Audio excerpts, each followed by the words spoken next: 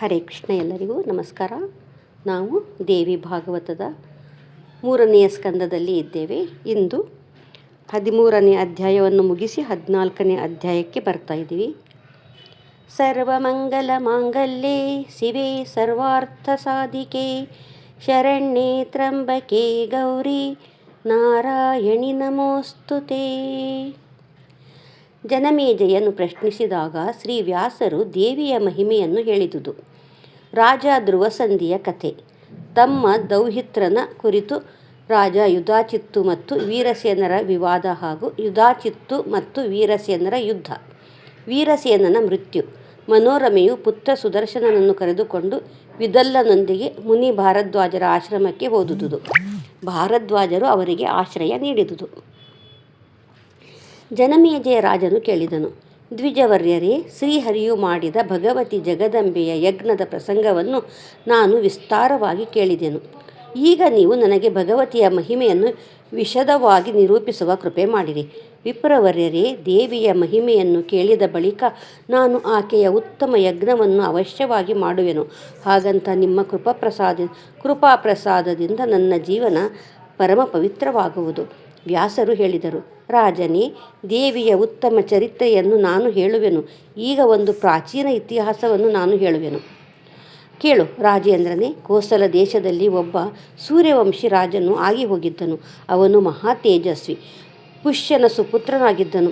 ಅವನ ಹೆಸರು ಧ್ರುವಸಂಧಿ. ಅವನು ಧರ್ಮಾತ್ಮನು, ಸತ್ಯವಾದಿಯು, ಪವಿತ್ರ ವ್ರತವನ್ನು ಪಾಲಿಸುವವನು, ಆಶ್ರಮ ಧರ್ಮದ ಪೂರ್ಣ ಸಮರ್ಥಕನೂ ಆಗಿದ್ದನು. ಸಮೃದ್ಧಶಾಲಿ ಅಯೋಧ್ಯೆ ಅವನ ರಾಜಧಾನಿಯಾಗಿತ್ತು. ಧ್ರುವಸಂಧಿ ರಾಜನ ಆಳ್ವಿಕೆಯಲ್ಲಿ ಬ್ರಾಹ್ಮಣರು, ಕ್ಷತ್ರಿಯರು, ವೈಶ್ಯರು, ಶೂದ್ರರು ಹಾಗೂ ಇತರ ತಮ್ಮ ತಮ್ಮ ವೃತ್ತಿಗಳಲ್ಲಿ ತತ್ಪರರಾಗಿದ್ದು ಧರ್ಮದಿಂದ ಜೀವನ ನಡೆಸುತ್ತಿದ್ದರು. ಅವನ ರಾಜ್ಯದಲ್ಲಿ ಎಲ್ಲಿಯೂ ಕಳ್ಳರು, ಚಾಡಿ ಹೇಳುವವರು, ಧೂರ್ತರು, ಪಾಖಂಡಿಗಳು, ಕೃತಜ್ಞರು, ಮೂರ್ಖರು ಯಾರೂ ಇರಲಿಲ್ಲ. ಕುರುಶ್ರೇಷ್ಠನೇ, ಈ ಪ್ರಕಾರ ರಾಜ ಧ್ರುವಸಂಧಿಯ ಜೀವನ ನಡೆಯುತ್ತಿತ್ತು. ರಾಜನಿಗೆ 2 ಪತ್ನಿಯರಿದ್ದು ಬಹಳ ಸುಂದರಿಯರು. ಸ್ವಾಮಿಯ ಇಚ್ಛೆಯನ್ನು ಪೂರ್ಣಗೊಳಿಸುವುದರಲ್ಲಿ ಸದಾ ತತ್ಪರರಾಗಿದ್ದರು. ಓರ್ವ ಧರ್ಮಪತ್ನಿಯ ಹೆಸರು ಮನೋರಮ, ಇನ್ನೋರ್ವಳು ಲೀಲಾವತಿ. ಇಬ್ಬರು ಅತ್ಯಂತ ಸುಂದರಿಯರು, ವಿದೂಷಿಗಳು, ರೂಪಗುಣಗಳಿಂದ ಸಂಪನ್ನರೂ ಆಗಿದ್ದರು. ಧ್ರುವಸಂಧಿ ರಾಜನು ಆ ಪತ್ನಿಯರೊಡನೆ ವನ, ಉಪವನ, ಪರ್ವತ, ಸರೋವರ, ಭೋಗ ಮಂದಿರಗಳಲ್ಲಿ ಇದ್ದು ಆನಂದವನ್ನು ಅನುಭವಿಸುತ್ತಿದ್ದನು. ಹಿರಿಯ ರಾಣಿ ಮನೋರಮೆಯು ಶುಭ ಮುಹೂರ್ತದಲ್ಲಿ ಉತ್ತಮ ಪುತ್ರನನ್ನು ಹಡೆದಳು. ಅವನಿಗೆ ಸುದರ್ಶನ ಎಂದು ನಾಮಕರಣ ಮಾಡಲಾಯಿತು. ಅವನ ಶರೀರದಲ್ಲಿ ಎಲ್ಲ ರಾಜಚಿಹ್ನೆಗಳೂ ಇದ್ದವು.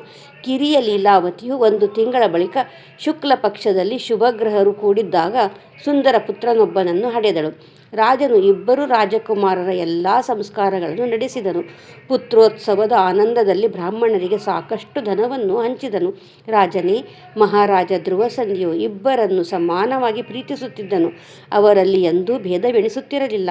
ಆ ಪರಮ ತೇಜಸ್ವಿ ರಾಜನು ಸಂತೋಷದಿಂದ ವೈಭವಕ್ಕನುಸಾರ ಮಕ್ಕಳ ಚೌಲ ಸಂಸ್ಕಾರ ನಡೆಸಿದನು.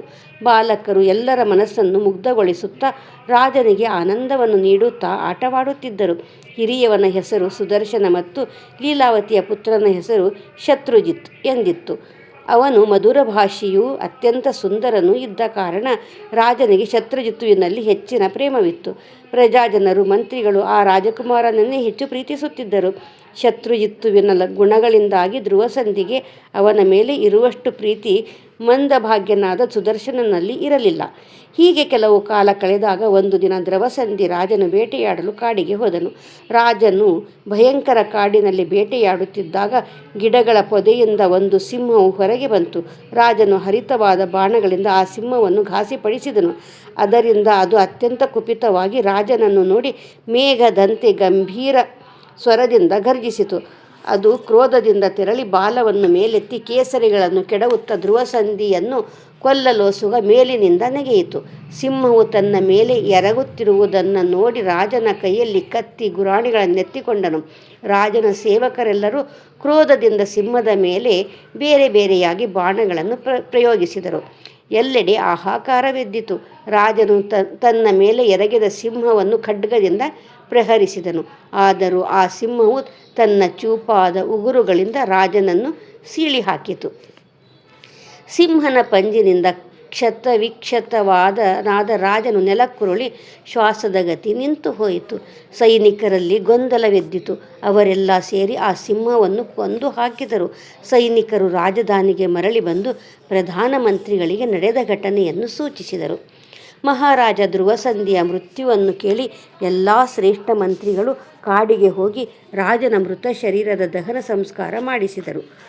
ವಸಿಷ್ಠರು ಪರಲೋಕದಲ್ಲಿ ಸುಖವನ್ನು ಕೊಡುವ ಎಲ್ಲ ಪಾರಲೌಕಿಕ ಕ್ರಿಯೆಗಳನ್ನು ವಿಧಿವತ್ತಾಗಿ ಪುತ್ರರಿಂದ ನೆರವೇರಿಸಿದರು. ಅನಂತರ ಪ್ರಜಾವರ್ಗ, ಮಂತ್ರಿಮಂಡಲ, ಮುನಿವರ್ಯ, ವಸಿಷ್ಠರು ಎಲ್ಲರೂ ಸೇರಿ ಸುದರ್ಶನನನ್ನು ರಾಜನಾಗಿಸಲು ಪರಸ್ಪರ ವಿಚಾರ ಮಾಡತೊಡಗಿದರು. ಪ್ರಧಾನಮಂತ್ರಿಯು ಹೇಳಿದರು, ಈ ರಾಜಕುಮಾರ ಸುದರ್ಶನನು ಮಹಾರಾಜನ ಧರ್ಮಪತ್ನಿ ಮನೋರಮೆಯಲ್ಲಿ ಹುಟ್ಟಿದವನು. ಅವನು ತುಂಬ ಶಾಂತ ಸ್ವಭಾವದವನು, ಶುಭ ಲಕ್ಷಣಗಳಿಂದ ಸಂಪನ್ನನಾಗಿರುವನು. ಬಾಲಕನಾಗಿದ್ದರೂ ಧರ್ಮಾತ್ಮ ರಾಜಕುಮಾರನು ಸಿಂಹಾಸನದ ಅಧಿಕಾರಿ ಎಂದೇ ತಿಳಿಯಲಾಗುತ್ತದೆ. ಎಲ್ಲ ವಯೋವೃದ್ಧ ಮಂತ್ರಿಗಳು ಇದನ್ನು ನಿಶ್ಚಯಿಸಿದಾಗ ಸಮಾಚಾರವನ್ನು ತಿಳಿದ ಉಜ್ಜಯಿನಿಯ ರಾಜ ಯುಧಾಚಿತ್ತು ಶೀಘ್ರವಾಗಿ ಅಯೋಧ್ಯೆಗೆ ಬಂದನು. ರಾಜ ಧ್ರುವಸಂಧಿಯು ಸತ್ತು ಹೋದಾಗ ಅವನ ರಾಣಿ ಲೀಲಾವತಿಯು ತನ್ನ ತಂದೆ ಯುಧಾಚಿತ್ತುವಿಗೆ ಸಮಾಚಾರ ಕಳಿಸಿದ್ದಳು. ಅದನ್ನು ಕೇಳಿ ತನ್ನ ದೌಹಿತ್ರ ಅಂದರೆ ಮಗಳ ಮಗ ಶತ್ರುಜಿತ್ತುವಿನ ಹಿತಸಾಧನೆಯ ವಿಚಾರದಿಂದ ಉಜ್ಜಯಿನಿ ಪತಿಯು ಆಗಮಿಸಿದನು. ಹಾಗೆಯೇ ಮನೋರಮೆಯ ತಂದೆ ಕಳಿಂಗ ದೇಶದ ಶಾಸಕನಾದ ರಾಜ ವೀರಸೇನನು ತನ್ನ ದೌಹಿತ್ರ ಸುದರ್ಶನನ ಹಿತಸಾಧನೆಗಾಗಿ ಅಲ್ಲಿಗೆ ಬಂದನು. ಇಬ್ಬರು ಅರಸರ ಬಳಿ ಸಾಕಷ್ಟು ಸೈನಿಕರಿದ್ದರು. ಸ್ಥಿತಿಯು ಬಹಳ ಗಂಭೀರವಾಗಿತ್ತು. ರಾಜಸಿಂಹಾಸನದ ಅಧಿಕಾರಿ ಯಾರು? ಇದರ ಕುರಿತು ಮುಖ್ಯಮಂತ್ರಿಗಳೊಂದಿಗೆ ಅವರು ವಿಚಾರ ವಿಮರ್ಶೆ ಮಾಡತೊಡಗಿದರು. ಯುಧಾಚಿತ್ತು ಕೇಳಿದನು, ಇಬ್ಬರು ರಾಜಕುಮಾರರಲ್ಲಿ ದೊಡ್ಡವನು ಯಾರು?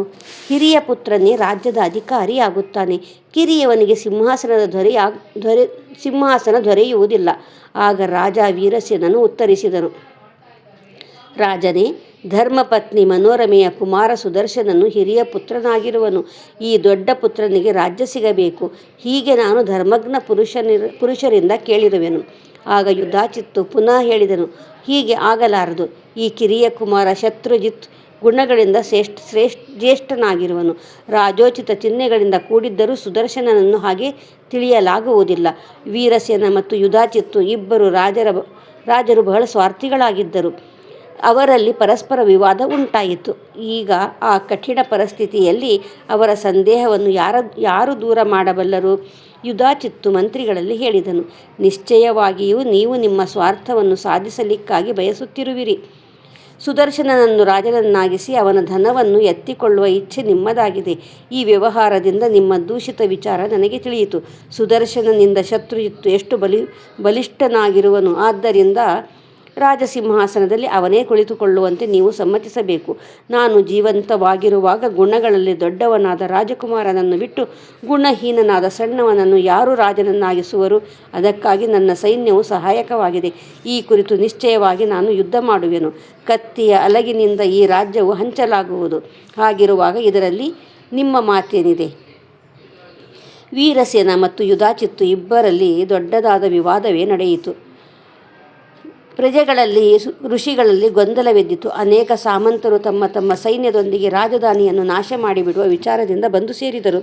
ಪರಸ್ಪರ ಯುದ್ಧಕ್ಕಾಗಿ ಅವರು ಉತ್ಸುಕರಾಗಿದ್ದರು. ರಾಜ ಧ್ರುವಸಂಧಿಯು ಸತ್ತು ಹೋದ ಸಮಾಚಾರವನ್ನು ತಿಳಿದ ಶೃಂಗವೇರಪುರದಲ್ಲಿ ಇರುವ ನಿಷಾದರು ರಾಜಭಂಡಾರವನ್ನು ದೋಚುವುದಕ್ಕಾಗಿ ಅಲ್ಲಿಗೆ ಬಂದರು. ರಾಜನ ದೇಹಾಂತವಾಗಿದೆ. ರಾಜಕುಮಾರರಿಬ್ಬರು ಇನ್ನೂ ಬಾಲಕರಾಗಿದ್ದಾರೆ. ಪರಸ್ಪರ ಯುದ್ಧ ಹತ್ತಿಕೊಂಡಿದೆ. ಈ ಸಮಾಚಾರವನ್ನು ತಿಳಿದು ದೇಶ ವಿದೇಶಗಳ ದರೋಡೆಕೋರರ ಗುಂಪುಗಳು ಬಂದು ಸೇರಿದರು. ಹೀಗೆ ವಿವಾದವು ಇದಿರಾದಾಗ ಯುದ್ಧವು ಪ್ರಾರಂಭವಾಯಿತು. ಯುಧಾಚಿತ್ತು ಮತ್ತು ವೀರಸೇನರಿಬ್ಬರು ಕಾದಾಡುವ ಅಭಿಲಾಷೆಯಿಂದ ರಣರಂಗದಲ್ಲಿ ಇದಿರಾದರು. ವ್ಯಾಸರು ಹೇಳುತ್ತಾರೆ, ಯುದ್ಧವು ಪ್ರಾರಂಭವಾದಾಗ ವೀರಸೇನ, ಯುಧಾಚಿತ್ತು ಇಬ್ಬರು ಅರಸರು ಯುದ್ಧಕ್ಕಾಗಿ ಶಸ್ತ್ರಗಳನ್ನು ಹಿಡಿದುಕೊಂಡು ಸಿದ್ಧರಾದರು. ಕ್ರೋಧ ಮತ್ತು ಲೋಭಗಳು ಅವರನ್ನು ವಶಪಡಿಸಿಕೊಂಡಿದ್ದವು. ಈ ರೋಮಾಂಚಕರ ಸಂಗ್ರಾಮ ಪ್ರಾರಂಭವಾಯಿತು. ವಿಶಾಲ ಭುಜಗಳಿದ್ದ ಯುಧಾಚಿತ್ತು ಕೈಯಲ್ಲಿ ಧನುಸ್ಸನ್ನೆತ್ತಿಕೊಂಡು ಸಮರಾಂಗಣದಲ್ಲಿ ನಿಂತಿದ್ದನು.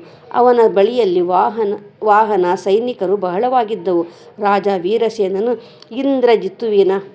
ಇಂದ್ರನಂತೆ ತೇಜಸ್ವಿಯಾಗಿದ್ದನು. ಯುದ್ಧ ಮಾಡುವುದು ಕ್ಷತ್ರಿಯರ ಧರ್ಮವಾಗಿದೆ. ಹೀಗೆ ಯೋಚಿಸಿ ದೌಹಿತ್ರನ ಕಲ್ಯಾಣವನ್ನು ನೆನೆದು ಸೈನಿಕರೊಂದಿಗೆ ಅವನು ಯುದ್ಧ ಭೂಮಿಯಲ್ಲಿ ಉಪಸ್ಥಿತನಾಗಿದ್ದನು. ಸಮರಾಂಗಣದಲ್ಲಿ ಯುಧಾಚಿತ್ತನನ್ನು ನೋಡಿ ಅವನು ಅವನ ಮೇಲೆ ಬಾಣಗಳ ಮಳೆಯನ್ನು ಸುರಿದನು. ಮೇಘಗಳು ಪರ್ವತದ ಮೇಲೆ ಮಳೆ ಸುರಿಯುವಂತೆ ಆ ದೃಶ್ಯ.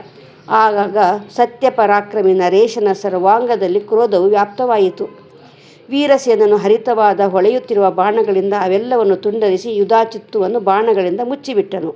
ಆನೆ, ಕುದುರೆ, ರಥಗಳಿಂದ ತುಂಬಿ ಹೋದ ಆ ಯುದ್ಧ ಭೂಮಿಯು ವಿಶಾಲ ರೂಪವನ್ನು ಧರಿಸಿತ್ತು. ದೇವತೆಗಳು, ಮುನಿಗಳು, ಮಾನವರು ಅವರ ಯುದ್ಧದ ದೃಶ್ಯವನ್ನು ನೋಡುತ್ತಿದ್ದರು. ಕೂಡಲೇ ಕಾಗೆಗಳು, ಹದ್ದುಗಳೇ ಮೊದಲಾದ ಪಕ್ಷಿಗಳು ಮಾಂಸವನ್ನು ತಿನ್ನುವ ಆಸೆಯಿಂದ ಅಲ್ಲಿಗೆ ಬಂದವು. ಅವುಗಳಿಂದ ಆಕಾಶವೆಲ್ಲ ತುಂಬಿ ಹೋಯಿತು. ಯುದ್ಧದಲ್ಲಿ ಮಡಿದ ವೀರರ ರಕ್ತದ ಒಂದು ಭಯಂಕರ ನದಿಯೇ ಹರಿಯಿತು. ಆ ಆಶ್ಚರ್ಯಮಯ ನದಿಯು ಯಮಲೋಕದ ಮಾರ್ಗದಲ್ಲಿ ಹರಿಯುವ ವೈತರಣಿ ನದಿಯಂತೆ ಅತ್ಯಂತ ಪಾಪಿ ಜನರಂತೆ ಭಯಾನಕವಾಗಿ ಕಂಡುಬರುತ್ತಿತ್ತು.